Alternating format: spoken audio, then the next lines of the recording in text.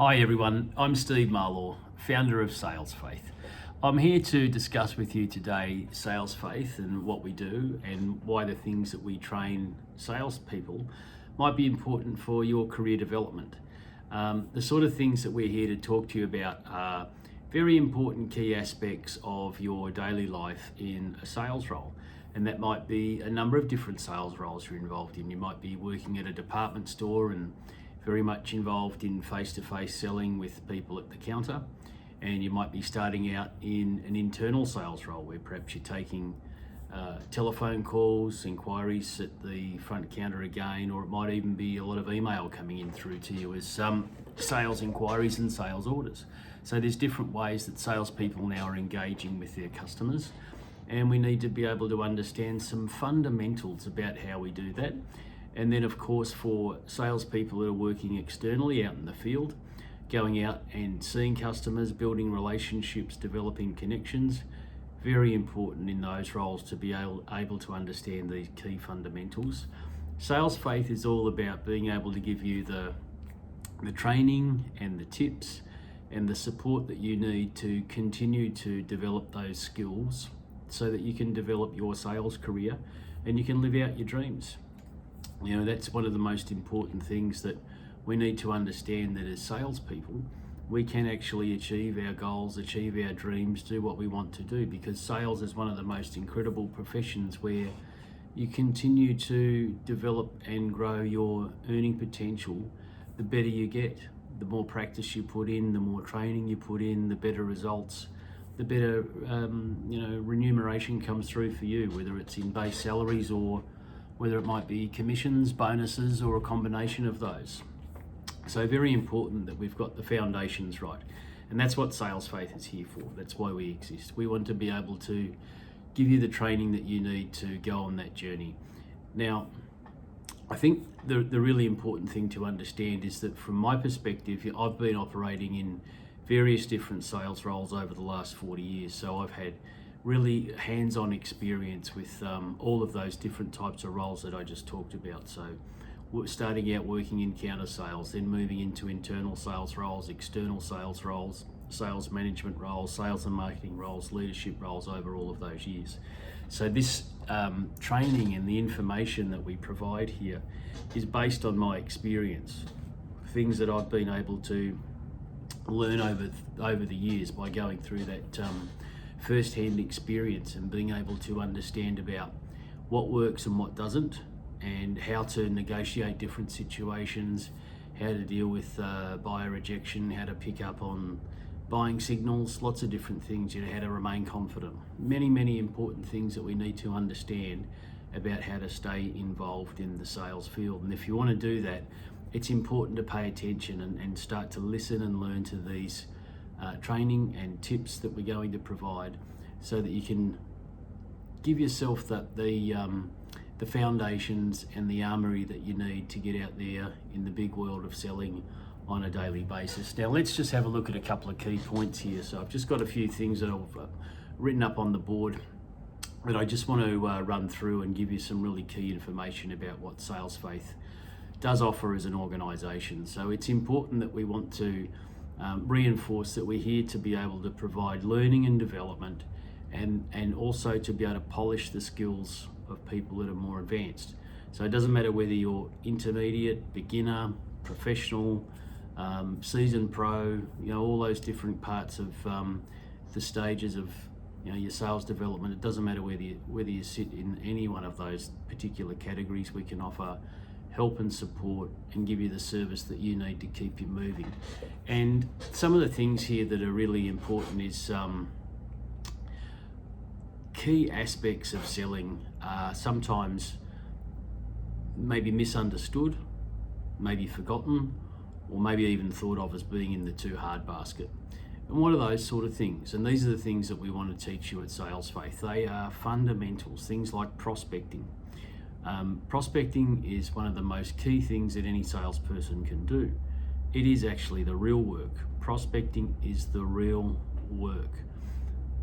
It's incredible how a lot of salespeople that I've met over the years don't really understand that, or sometimes maybe even don't want to get it. but you need to prospect or perish. That's the bottom line. Bringing in new opportunities. We all know about the sales funnel. We've all seen those in various CRMs and graphs and whatever else you've probably seen in your time in sales. And the whole point about that is you've got to put your leads into the top of the funnel to bring them down through that funnel process to get the order, win the business, satisfy your customer. Now, the real key to success in that is understanding how to prospect, looking for opportunity, identifying opportunity. We'll talk about how you convert suspects into prospects, into customers, and into partners, and partners for life. We'll talk about all of those processes here. And prospecting is the really, really key thing and where we need to start and learn how to prospect well. And prospecting, surprisingly, is a lot easier than people think. A lot of people think that prospecting is a difficult thing, that they might stand back and wait for leads to come in. There's a very, very strong difference between cold leads and warm leads. And you win a cold lead, you're going to have a customer for life for sure. Win a warm lead, very, very good chance of having that customer for life, but a cold lead buys you first. A warm lead's already bought somebody else, something else along the way. You start out with a cold lead, they're buying you. Super, super important to understand. So that's prospecting. The other thing is targeting. So when we're identifying prospects within that business, we need to target certain people. We need to make sure that we're talking to the right people and that we are talking to the decision makers. This is another one that gets missed out there in the marketplace very, very often, where people believe they've got especially so in business to business selling, where some people might think, I've got a really good relationship with person ABC in company XYZ. And that may very well be the case, but is that person the decision maker? Is that person the one that signs the checks?